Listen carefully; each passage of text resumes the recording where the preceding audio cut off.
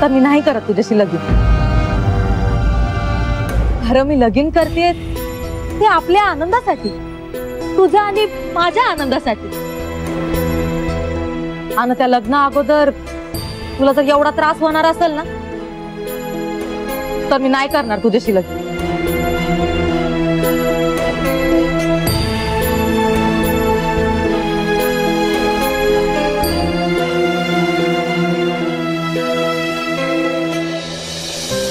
मला लग्न तुझ्याशीच करायचंय सुनीता.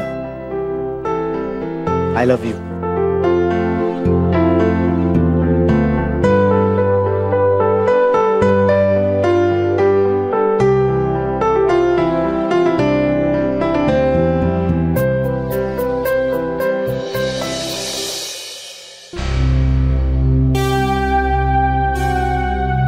तुझं बोलणं मला अपूर्ण वाटतंय जानू.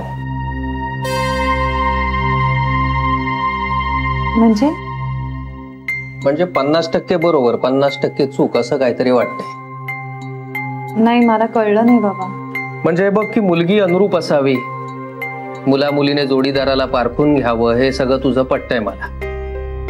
पण सुनीता,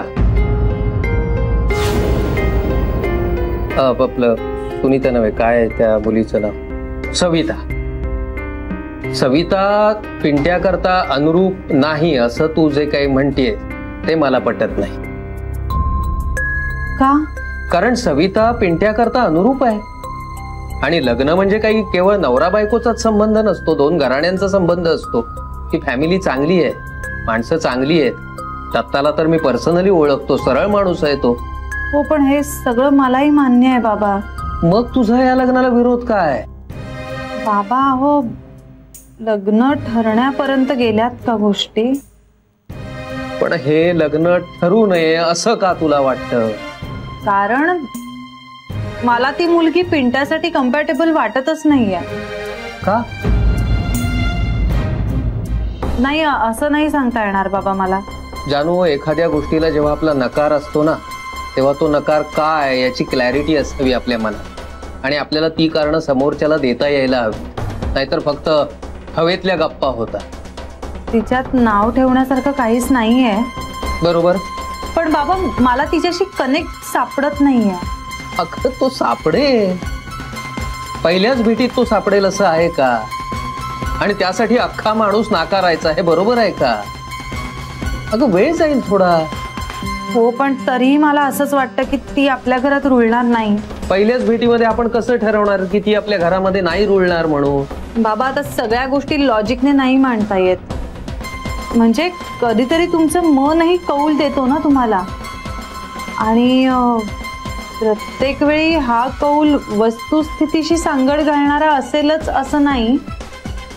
पण मला वाटतं की आपण आपल्या मनाचा कौल घेतला पाहिजे. हा कौल पिंट्याच्या मनाने दिलाय का तुझ्या मनाने?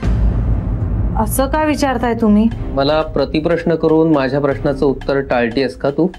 बाबा, मला काही छक्केपंजे नाही करायचे तो तुमच्याशी. नाही, तू छक्केपंजे करतेस असं माझं म्हणणं नाहीये, पण नक्कीच तू काहीतरी लपवतेस माझ्यापासून. बाबा, माझ्यावर विश्वास आहे तुमचा? पूर्ण. आणि पिंट्यावरही पूर्ण विश्वास. मग माझ्यावर विश्वास ठेवा बाबा. मी जे काही करते ना ते पिंट्याच्या भल्यासाठीच करते. तुला वाटणारं पिंट्याचं भलं आणि आम्हाला वाटणारं पिंट्याचं भलं यामध्ये काहीतरी तफावत दिसते. पण ठीक आहे, मी तुझं म्हणणं काही टाळणार नाही. पण म्हणून घाईघाईने नकार देण्यातही काही अर्थ आहे असं नाही वाटत आहे मला. बाबा, पिंट्या तुला काही बोललाय का? कशाबद्दल? हेच म्हणजे त्या मुलीबद्दल, एकंदरच लग्नाबद्दल. का कोणाच ठाऊक, मला असं वाटतंय की मी घरातून जाऊ नये म्हणूनच त्याने हा सगळा घाट घातलाय. आणि आता आयत्या वेळी कचरतोय तो.